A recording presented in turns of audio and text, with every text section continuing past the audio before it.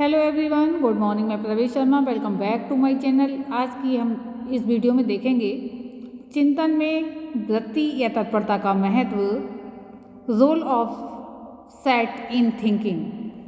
तो आइए इसी टॉपिक के बारे में हम चर्चा करते हैं। मनोवैज्ञानिकों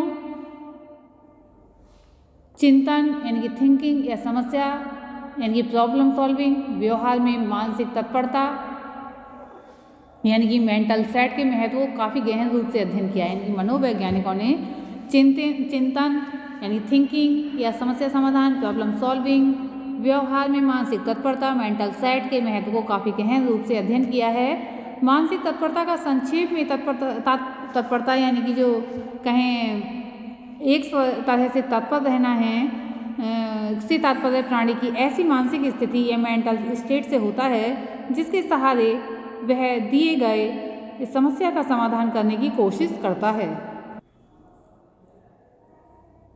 प्रत्येक समस्या का समाधान करने के लिए व्यक्ति एक प्रकार की मानसिक तैयारी जो है कर लेता है और इसके समाधान के लिए वह किसी तरह की अनुक्रिया यानी कि रेस्पॉन्स करता है या करेगा। इसे ही मानसिक तत्परता या वृत्ति यानी कि मेंटल सेट की संज्ञा दी जाती है। मनोवैज्ञानिकों द्वारा किए गए भिन्न भिन्न प्रयोगों से ये स्पष्ट हो जाता है कि तत्परता से समस्या के समाधान में मदद मिलती है और बाधा भी पहुंचती है। दोनों ही काम होते हैं, मदद भी मिलती है और बाधा भी पहुंचती है। तत्परता के इन दोनों तरह के प्रभावों को दिखलाने के लिए मनोवैज्ञानिकों ने प्रयोज्य यानी कि जो सब्जेक्ट्स होता है, सब्जेक्ट के तत्परता यानी कि सेट के दो तरीकों यानी कि बेज से प्रभावित किया है। पहला तरीका ये है कि जिसमें प्रयोज्यों को कुछ खास शाब्दिक निर्देश यानी कि वर्बल इंस्ट्रक्शन देकर उसके तत्परता को प्रभावित करने की कोशिश की जाती है, तथा दूसरा तरीका वह है जिसमें प्रयोज्यों यानी कि सब्जेक्ट की पूर्व अनुभूतियों यानी कि पास्ट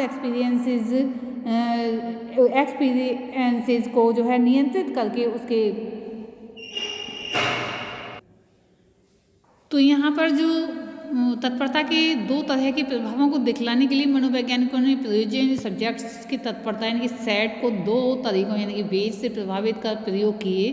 जिसमें पहला तरीका है, इसमें प्रयोज्यों को कुछ खास शाब्दिक निर्देश देकर उसकी तत्परता को प्रभावित करने की कोशिश की जाती है, तथा दूसरा तरीका वह है जिसमें प्रयोज्यों की पूर्व अनुभूतियों को नियंत्रित करके उसकी तत्परता को प्रभावित करने की कोशिश की गई है। पहले तरीके द्वारा अधिकतर ऐसे प्रयोग किए गए हैं जिनसे ये पता चलता है कि तत्परता से किसी समस्या के समाधान में किस तरह से मदद मिलती है, तथा तत्परता के इस प्रभाव को गुणकारी या लाभकारी प्रभाव कहा गया है। दूसरे तरीके से अधिकतर वैसे प्रयोग किए गए हैं जिनसे ये पता चलता है कि तत्परता विशेषकर गलत तत्परता से समस्या के समाधान में किस तरह से बाधा पहुँचती है या इसका समाधान विलंबित हो जाता है। मनोवैज्ञानिकों ने तत्परता के इस प्रभाव को अगुणकारी प्रभाव कहा है। इन दोनों तरह के प्रभावों की चर्चा अलग अलग है।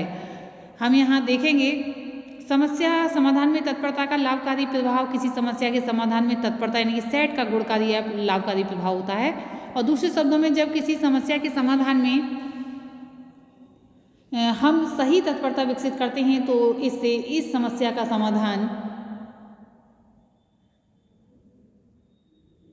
या हल जल्द कर लेते हैं। तत्परता के इस गुण या लाभकारी प्रभाव को दिखलाने के लिए कई प्रयोग भिन्न भिन्न मनोवैज्ञानिकों द्वारा किए गए हैं। इसमें मायर द्वारा प्रयोग किया गया काफ़ी महत्वपूर्ण है। मायर ने तत्परता के लाभकारी प्रभाव को दिखलाने के लिए कई प्रयोग किए हैं, जिसमें 3 प्रयोग प्रमुख हैं। इन तीनों प्रयोगों में इन्होंने ये दिखलाया है कि तत्परता को किस तरह से शाब्दिक निर्देश यानी कि वर्बल इंस्ट्रक्शन द्वारा प्रभावित किया जा सकता है, जो बाद में व्यक्ति को समस्या समाधान में मदद करता है। उनमें है पेंडुलम समस्या पर प्रयोग। ये प्रयोग कॉलेज के छात्रों पर किया गया। इन छात्रों को 2 पेंडुलम या ढोलक बनाना था। इसके लिए छात्रों को एक एक करके कमरे में बुलाया जाता है। इस कमरे में बहुत तरह की सामग्रियाँ यानी कि मटेरियल्स जैसे कि लग्गी यानी कि स्मॉल पोल और लार्ज पोल, बिजली का तार और क्लैंप, चौक आदि बिखरे थे। इन सभी सामग्रियों की जरूरत दोलन बनाने में नहीं थी, परंतु इस बात को प्रयोज्यों यानी सब्जेक्ट्स से नहीं कहा गया था। इस प्रयोग में प्रयोज्यों को 2 ढोलक इस ढंग से बनाना था कि प्रत्येक ढोलक जो है ढोलक कमरे में एक निर्धारित स्थल दोलक बताया गया है स्थल पर होकर झूले। इस समस्या के 3 अंश यानी कि प्रदर्शन पार्ट डेमोन्स्ट्रेशन थे, जिन्हें एक साथ मिला देने से समस्या का समाधान आसानी से हो सकता था। अंश प्रदर्शन में दिखाने में समस्या के समाधान के किसी एक पहलू को परोक्ष रूप से दर्शाया जाता था। इसके अलावा मायर प्रयोज्यों जो है को एक निश्चित शाब्दिक निर्देश फिक्स्ड वर्बल इंस्ट्रक्शन भी दिया करते थे, जिसका उद्देश्य प्रयोज्यों में एक ऐसी तत्परता कायम करना था जिससे समस्या का समाधान आसानी से हो सके। इस प्रयोग में 5 समूहों ने भाग लिया, जिसमें पहला समूह था इसे सिर्फ समस्या दिया गया, दूसरे समूह या समूह सेकंड इसे समस्या के अलावा अंश प्रदर्शन भी दिया गया, परंतु इसमें ये कह दिया गया कि इस तरह के प्रदर्शन से समस्या का समाधान नहीं होगा। समूह थर्ड में इसी समस्या के अलावा अंश प्रदर्शन यह कहकर दिया गया कि इसी समस्या के समाधान में उसे मदद मिलेगी, और समूह फोर्थ इसी समस्या के अलावा निश्चित शाब्दिक निर्देश भी दिए गए, और समूह फिफ्थ इसे समस्या निश्चित शाब्दिक निर्देश या अंश प्रदर्शन ये कहकर दिया गया कि यदि इन प्रदर्शनों को एक साथ संयोजित कर लिया जाए तो इससे समस्या के समाधान में काफ़ी मदद मिलेगी। इस प्रयोग के परिणाम बड़े रोचक थे। परिणाम में देखा गया कि प्रथम 4 समूह में से जिसमें प्रयोज्यों की कुल संख्या जो थी 62 थी, केवल एक प्रयोज्य ने समस्या का समाधान निर्धारित करके या समय के भीतर किया। 5वें समूह के 22 प्रयोज्य इनके सब्जेक्ट में से 8 ने समस्या का समाधान किया। इस परिणाम के आधार पर मायर ने निष्कर्ष के रूप में ये बतलाया कि प्रयोज्य को समस्या के समाधान के लिए सिर्फ अंश प्रदर्शन की जरूरत नहीं थी, बल्कि एक खास प्रकार की तत्परता यानी कि सेट की भी जरूरत थी, जो उनके प्रयोज्य में एक निश्चित शाब्दिक निर्देश देने से उत्पन्न हुआ था। शायद यही कारण है कि 5वें समूह के अधिकतर प्रयोज्यों ने समस्या का सही समाधान किया। जो प्रयोज्य असफल रहे उनमें गलत तत्परता यानी कि रॉन्ग सेट उत्पन्न हो गए थे। रस्सी बांधने की समस्या पर प्रयोग, इसमें देखेंगे हम मायर 1930 का ये दूसरा महत्वपूर्ण प्रयोग था, जिसमें कॉलेज के ही छात्र प्रयोज्य थे। इस प्रयोग का उद्देश्य ये दिखलाना था कि जब प्रयोज्य जो भी प्रयोज्य है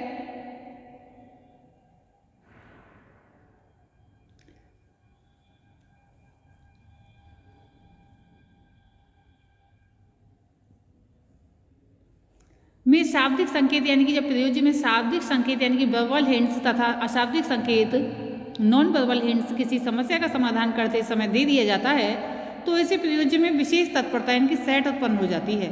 इससे उसे समस्या का समाधान करने में मदद मिलती है। प्रयोज्यों यानी कि सब्जेक्ट्स को बारी बारी से एक ऐसे कमरे में लाया जाता था जिसकी छत यानी कि जो छत है से 2 रस्सी लटक रही थी, यानी कि सीलिंग से 2 रस्सियाँ लटक रही थी।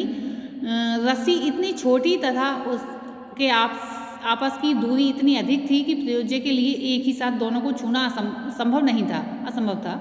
यहाँ पर चित्र दिया गया था, उसके माध्यम से हम समझाएंगे आगे आपको। कमरे में इस वाल भी काफ़ी सामग्री उपस्थित थी, परंतु उन सभी की ज़रूरत समस्या समाधान नहीं थी। ऐसे भी समस्या के कई समाधान थे, परंतु मायर एक निश्चित समाधान ही चाहते थे। वे चाहते थे कि प्रयोज्य किसी एक रस्सी से यानी कि के लटकते छोर से कोई भारी चीज़ जो कमरे में था को बांध दे, ताकि वह एक दोलक के समान झूलने लगे, यानी कि पेंडुलम के समान झूलने लगे। फिर इसे जोर से झूला दें और झूलते झूलते इस दूसरे रस्सी की ओर अधिकतम दूरी पर वह पहुंच जाए, जो प्रयोज्य इसे पकड़कर दूसरी लटकती रस्सी से बांध दे। इसी प्रयोज्य को समस्या के समाधान के लिए मात्र 10 सेकंड का समय दिया जाता था। कुछ लोगों ने तो इस समस्या के भीतर निर्दिष्ट समाधान कर लिया, यानी कि स्पेसिफाइड सॉल्यूशन कर लिया, परंतु कुछ लोग असफल भी रहे। असफल रहने पर मायर ने 2 तरह के संकेत यानी हिंट्स दिए। परिणाम में ये देखा गया कि बिना संकेत के 39% प्रयोज्यों ने समस्या का समाधान किया। संकेत यानी हिंट्स देने के बाद 38% प्रयोज्यों ने सब्जेक्ट्स ने यानी कि समस्या का समाधान किया, और बाकी 23% इस तरह के संकेत देने के बावजूद भी असफल रहे। मायर ने इस प्रयोग के परिणाम के आधार पर ये बतलाया कि संकेत देने से प्रयोज्य में कुछ विशेष तत्परता यानी कि सेट उत्पन्न हो गए। इसके कारण 38% अतिरिक्त प्रयोज्यों ने समस्या का समाधान किया। मायर का तीसरा प्रयोग 2 प्रयोगों के एक विशेष परीक्षण पर आधारित था। मायर ने इन दोनों प्रयोगों में पाया कि प्रयोजन द्वारा समस्या के समाधान में जो असफलता प्राप्त हुई है उसका प्रधान कारण ये था कि उसमें एक गलत तत्परता यानी कि रॉन्ग सेट विकसित किया गया था। क्या ये संभव नहीं है कि इस तरह की तत्परता को परिवर्तित करके यानी परिवर्तन करके प्रयोजन दूसरी ऐसी तत्परता विकसित करे जिससे उसे समस्या के समाधान में मदद मिले। माया ने तीसरे प्रयोग इसी उद्देश्य की पूर्ति के लिए किए। इस प्रयोग में प्रयोजन की सब्जेक्ट के दो समूह लिए गए, प्रयोगात्मक समूह यानी कि एक्सपेरिमेंटल ग्रुप तथा नियंत्रित समूह यानी कि कंट्रोल ग्रुप। दोनों समूह के प्रयोजन की सब्जेक्ट को अलग अलग 3 समरूप समस्या आइडेंटिकल प्रॉब्लम्स का समाधान करने को कहा गया और प्रयोगात्मक समूह एक्सपेरिमेंटल ग्रुप को समस्या का समाधान प्रारंभ करने के लिए पहले 20 मिनट का एक भाषण यानी कि लेक्चर दिया गया था, जिसमें विशेष रूप से इस बात पर बल डाला गया था कि किसी समस्या के समाधान में जब गलत तत्परता यानी कि सेट विकसित हो जाता है तो इसे बदलकर उसकी जगह पर दूसरा तत्परता विकसित हो सकती है ताकि समस्या का समाधान आसानी से हो सके। परिणाम में देखा गया कि प्रयोगात्मक समूह है तथा नियंत्रित समूह द्वारा तीनों समस्याओं के सही समाधान की प्रतिशतता में अधिक अंतर तो नहीं था, परंतु निश्चित रूप से कम अंतर पर ही प्रयोगात्मक समूह के सही समाधान का प्रतिशत अपेक्षाकृत अधिक था। अतः माया का निष्कर्ष था कि यदि गलत तत्परता की जगह पर सही तत्परता विकसित हो जाती है तो इससे समस्या के समाधान में काफ़ी मदद मिलती है। मायर के इन प्रयोगों के अलावा भी तत्परता के लाभकारी प्रभाव को दिखलाने के लिए अनेक मनोवैज्ञानिकों जैसे हॉल, जॉनसन आदि ने प्रयोग किए हैं और इनके निष्कर्ष पर भी मायर के निष्कर्ष की जो थे समान थे। इन सभी तथ्यों को ध्यान में रखते हुए हम इस निष्कर्ष पर पहुंचते हैं कि सही एवं उचित तत्परता के होने पर भी समस्या का समाधान करने में काफ़ी मदद मिलती है। आज की इस वीडियो में इतना ही। धन्यवाद।